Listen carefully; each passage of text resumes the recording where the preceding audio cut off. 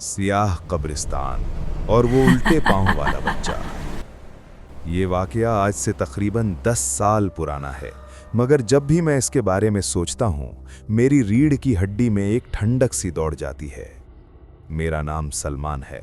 उस वक्त मेरी उम्र कोई 20-22 साल रही होगी। मैं शहर के एक पुराने इलाके में रहता था जहाँ गलियाँ इतनी तंग थीं कि 2 लोग एक साथ बामुश्किल गुजर सकते थे। हमारे घर के बिल्कुल अक़ब में एक बहुत पुराना और नज़ीर बहस कब्रिस्तान था। लोग कहते थे कि वो कब्रिस्तान सदियों पुराना है और वहाँ की मिट्टी में ऐसी ऐसी दास्तानें दफन हैं जो अगर ज़ुबान पर आ जाएं तो इंसान का कलेजा फट जाए। वो सर्दियों की एक ठिठुरती हुई रात थी। दिसंबर का महीना था और कोहर इतनी गहरी थी कि हाथ को हाथ सुझाई नहीं देता था। मैं अपने एक दोस्त की शादी से वापस लौट रहा था। मोटरसाइकिल ख़राब हो चुकी थी, इसलिए मुझे पैदल ही घर जाना पड़ा। रास्ता सुनसान था और सड़क के किनारे लगी पुरानी लाइटें थरथरा रही थीं, जैसे वो भी उस खामोशी से डर रही हों। मेरे घर पहुंचने का सबसे छोटा रास्ता उसी पुराने कब्रिस्तान के बीच से होकर गुजरता था। आम दिनों में तो मैं वहां से गुजरने की हिम्मत कर लेता था, मगर उस रात की खामोशी कुछ ज़्यादा ही भयानक थी। जब मैं कब्रिस्तान की दीवार के पास पहुंचा तो मुझे ऐसा महसूस हुआ जैसे कोई मेरे पीछे चल रहा है।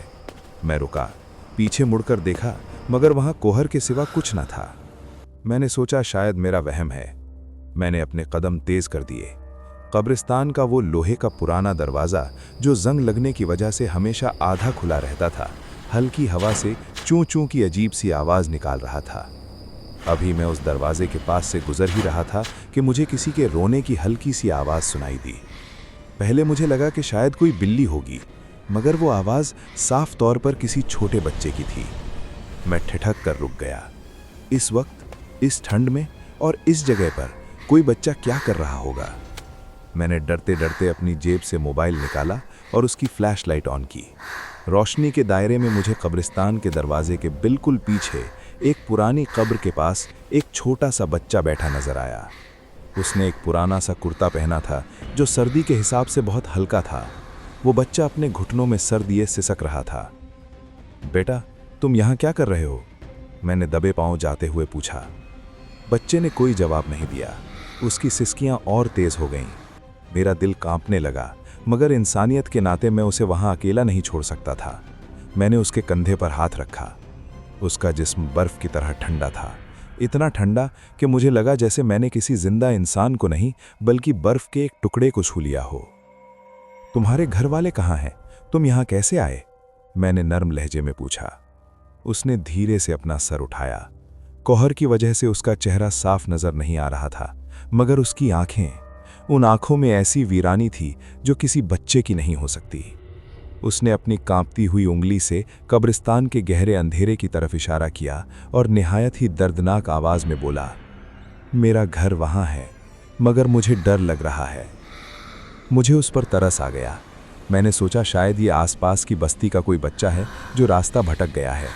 मैंने कहा, चलो मेरे साथ, आज रात तुम मेरे घर रह लो, सुबह मैं तुम्हें तुम्हारे घर पहुंचा दूंगा। वो खामोशी से खड़ा हो गया। वो कद में बहुत छोटा था, शायद 5-6 साल का। मैंने उसका हाथ पकड़ा और हम कब्रिस्तान से बाहर निकलने लगे। चलते वक्त मुझे एक अजीब सा एहसास हो रहा था। वो बच्चा जब चलता था तो उसके कदमों की आवाज़ ऐसी आती थी जैसे कोई घसीट कर चल रहा हो। मैंने सोचा शायद सर्दी की वजह से उसके पांव सुन्न हो गए हैं। जैसे जैसे हम आगे बढ़े, सन्नाटा और गहरा होता गया। रास्ते में कोई परिंदा भी पर नहीं मार रहा था। मैंने गौर किया कि उस बच्चे का हाथ मेरे हाथ में और भी ठंडा होता जा रहा है, जैसे जैसे हम कब्रिस्तान से दूर हो रहे हैं। उसके जिस्म से एक अजब सी सड़ी हुई मिट्टी की महक आ रही थी। मैंने बात करने की कोशिश की। बेटा, तुम्हारा नाम क्या है? उसने सर झुकाए हुए ही जवाब दिया, मुझे लोग भूल गए हैं सलमान भाई। उसका मेरा नाम जानना मेरे लिए चौंकाने वाला था। मैंने उसे अपना नाम कभी नहीं बताया था। मेरे रोंगटे खड़े हो गए। मैंने अपनी रफ्तार और तेज कर दी।